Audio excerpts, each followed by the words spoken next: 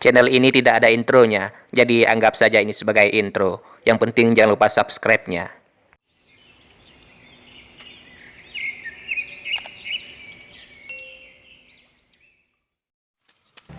Baik, langkah pertama yang harus kita lakukan adalah menyiapkan tanah yang steril.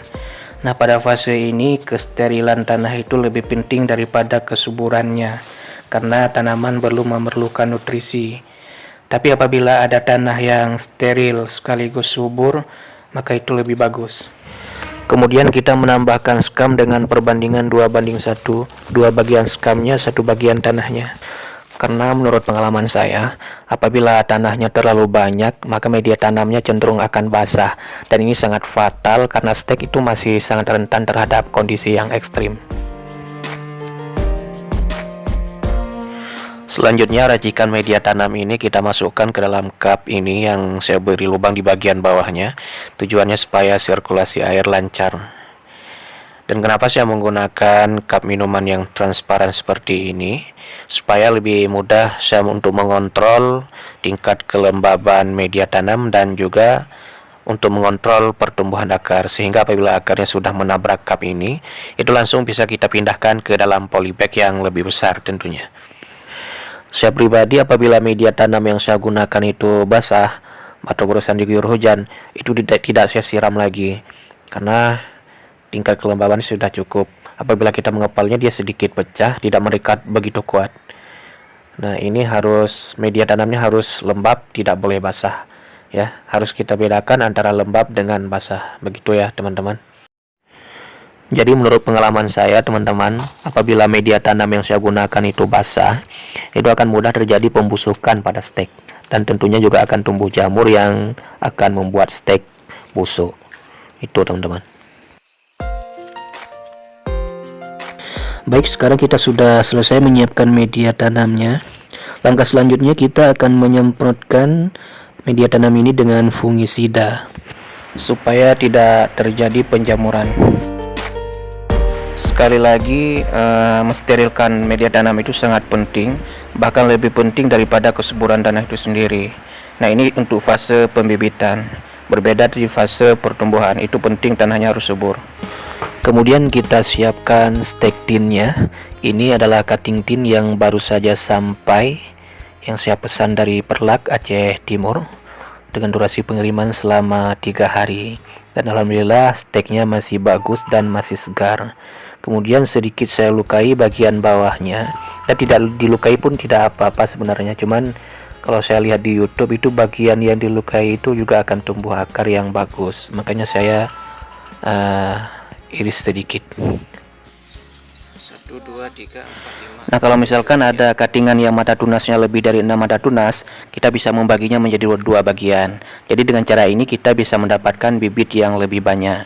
Nah, caranya cukup dipangkas di bagian tengah saja, dan ini akan menjadi 2 bibit yang sama. Kemudian untuk setiap stek tanaman itu disarankan minimal harus ada 3 mata tunas, boleh lebih asal tidak kurang.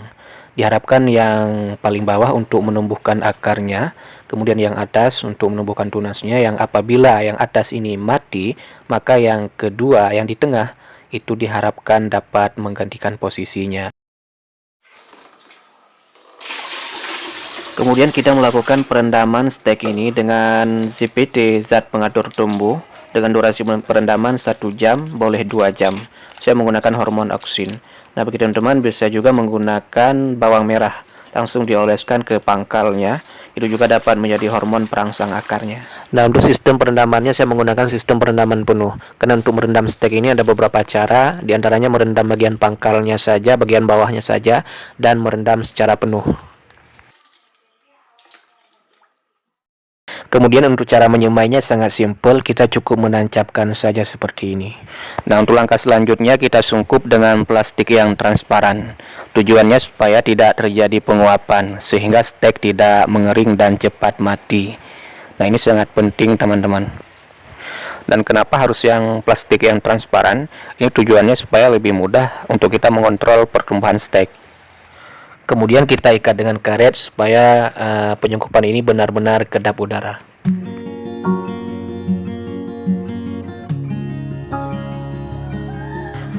Nah, ini akarnya sudah tumbuh dan media tanamnya masih sangat lembab. Ini tidak pernah saya siram sama sekali, karena selama penyungkupan uap udara itu tidak akan keluar. Nah, kemudian apabila akarnya sudah tumbuh seperti ini dan daunnya juga sudah tumbuh beserta tunas-tunas baru, sungkumnya langsung bisa kita lepas ya, supaya uap airnya tidak mengenai daun dan membuat daun menjadi rusak.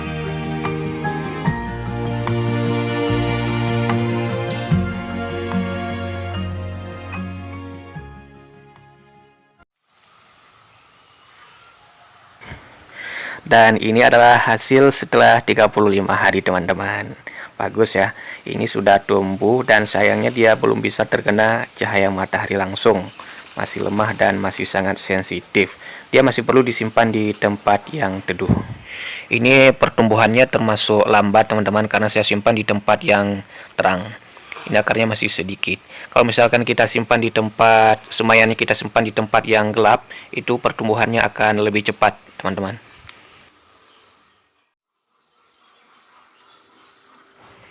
Nah, ini untuk usia 48 hari teman-teman. Mulai tumbuh daun yang banyak dan lumayan subur. Ini saya pindahkan keluar rumah, bukan apa-apa sih sebenarnya. Ya karena lokasi sempit, di rumahnya sempit, jadi saya bawa ke pekarangan. Ini untuk akarnya sudah cukup bagus, daunnya sudah ada yang 3, cabangnya juga sudah banyak. Ini sebenarnya sudah siap dipindahkan, maksudnya sebagian besar ya. Sebagian besar sudah siap dipindahkan ke media polybag yang lebih besar untuk fase pertumbuhannya. Ini cukup bagus teman-teman. Ini media tanamnya tidak pernah saya siram sama sekali sampai sungkup dibuka, nggak pernah saya siram. Dan setelah sungkupnya dibuka, apabila media tanamnya cukup kering, itu boleh disiram secukupnya saja. Nah, ini teman-teman, ini akarnya sudah terlihat cukup kuat dan berwarna coklat. Ini artinya sudah siap dipindahkan ke media tanam yang lebih besar dan sudah siap terkena matahari langsung.